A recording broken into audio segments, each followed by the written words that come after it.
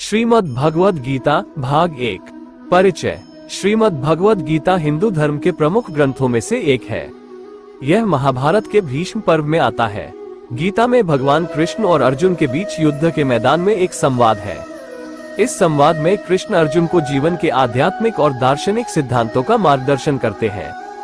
गीता को हिंदू धर्म में एक पवित्र ग्रंथ माना जाता है। ये जीवन के अर्थ, उद्देश्य और मोक्ष के बारे में मार्गदर्शन प्रदान करता है। गीता का पाठ और अध्ययन भारत और दुनिया भर में हिंदुओं द्वारा किया जाता है। अध्याय 1, संजय संवाद। गीता का पहला अध्याय संजय संवाद कहलाता है। इस अध्याय में संजय भीष्म के सारथी भीष्म को कौरवों और पांडवों के बीच युद्ध के मैदान का विवरण देते हैं। संजय बताते हैं कि युद्ध के मैदान में दोनों पक्षों की सेनाएं एक दूसरे के सामने खड़ी है। अर्जुन पांडवों के सारथी अपने सारथी संजय से कहते हैं कि वे अपने सगे संबंधियों और मित्रों को युद्ध में मारना नहीं चाहते। अर्जुन का संशय। अर्जुन अपने सारथी संजय से कहते हैं कि वे अपने सगे संबंधियों और मित्रों को युद्ध में मारना नहीं चाहते।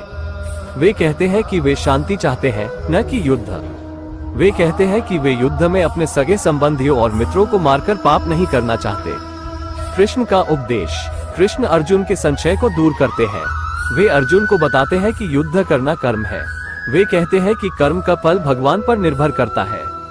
वे कहते हैं कि अर्जुन को अपना कर्म करना चाहिए, चाहे उसका परिणाम कुछ भी हो। कृष्ण अर्जुन को बताते हैं कि जीवन में दुख और सुख का चक्र चलता रहता है। वे कहते हैं कि अर्जुन को इस चक्र से ऊपर उठना चाहिए। वे कहते हैं कि अर्जुन को अपने कर्म को निष्काम भाव से करना चाहिए। अध्याय 1 का सार। गीता के पहले अध्याय में अर्जुन युद्ध के बारे में संशय में है। वे अपने सगे संबंधियों और मित्रों को मारना नहीं चाहते। कृष्ण अर्जुन के संशय को दूर करते हैं और उन्हें कर्मयोग का उपदेश देते हैं। वे अर्जुन को बताते हैं कि कर्म का फल भगवान पर निर्भर करता है और अर्जुन को अपना कर्म निष्काम भाव से करना चाहिए।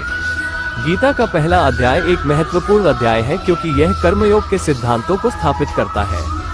यह अध्याय अर्जुन के संशय को दूर करता है और उन्हें कर्मयोग का मार्ग अपनाने के लिए प्रेरित करता है।